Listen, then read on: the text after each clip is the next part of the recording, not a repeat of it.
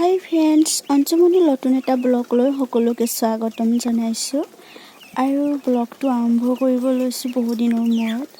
আজি হাঁহবোৰক দানা দিছোঁ। হাঁহ পোৱালিবোৰ অনা 10 দিন হৈছে। 10 দিনত ইমান ডাঙৰ হৈ গৈছে গাইছ। কাৰণে ভাল লাগিছে, সেইকাৰণে আপোনালোকৰ মাজতো ভিডিঅ'টো আগবঢ়াব খুজিছোঁ।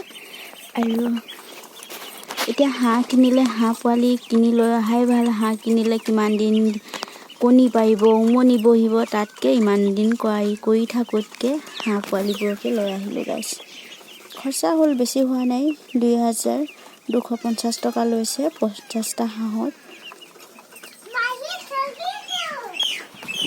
মাজে মাজে মই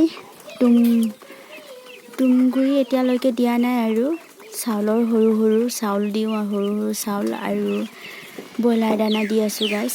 খাই আছে ধুনীয়াকৈ, দেখিছেনে গাইছ, ইমান ধুনীয়াকৈ খায়।